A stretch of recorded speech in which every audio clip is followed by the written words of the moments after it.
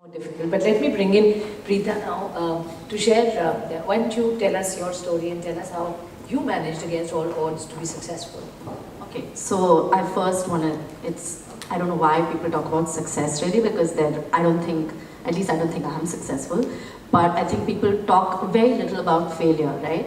And I feel in the last, and a lot of entrepreneurs that we read about in the papers, and you only see these many rounds raised and this scale of business like she introduced us, but what people don't really see is the trouble that we've had in not only raising funds, but hiring people, retaining them, having almost no money to pay salaries, months on end, and the motivation that it takes to, and she's smiling because keep going. We keep talking about it. We have actually a founders group among ourselves, and she and I are on one of them, and if somebody really saw the contents of that WhatsApp, you all would not think we did anything, because everybody's actually saying, yesterday's question, for example, in the WhatsApp group is, can I give a raise out of turn?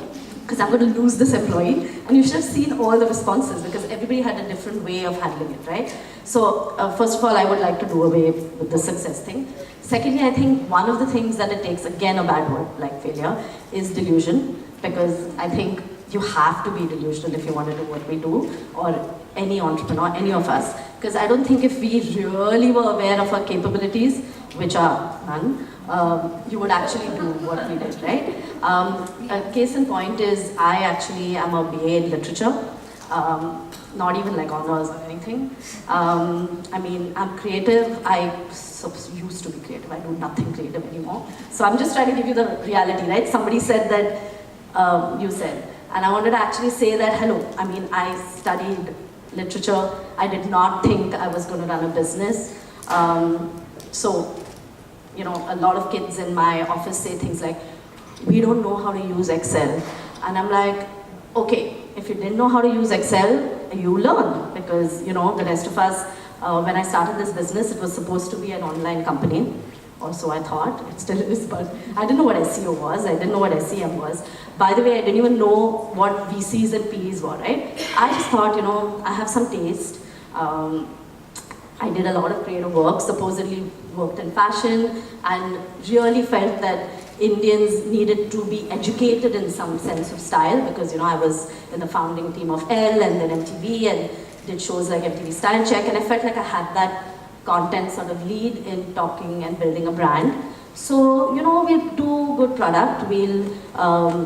I think the only disruptive thing as such we did was say we'll get on style editors and not get on only one, because we're not being human and don't want to be as such. So we'll pull 3 people in together. So acquiring a customer might be simpler.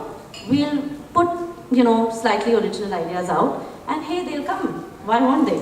Well, after months of just waiting for people to arrive, we realized that we would have to actually pick up speed and understand technology. And for that, believe me, unlike the time when I first started being a journalist, where there was no www, you do have that now. So you have to learn.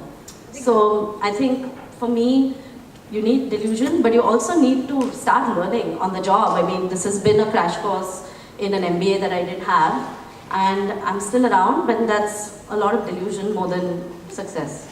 I agree. Okay. So learning on the job, I think that is very, very relevant. And most people realize that when we were growing up, we say we want to become this, but we end up becoming something completely different. And that happens because, you obviously find that things that you thought then were not so easy. And, obviously there are circumstances, etc., etc. But as you said, again, that requires a lot of conviction, a lot of perseverance, if I may say, and also the fact that you said you continued to do what you thought, even if you didn't know whether the results will give you what you wanted to, but just be at it, to just continue to do it with complete passion and with complete sincerity. I think you'll end up somewhere and you'll find your way. So I think that's a very fair point to make, because I myself am a physics honors. Well, did nothing around being that, and now I'm a journalist, where again, I never thought I will be.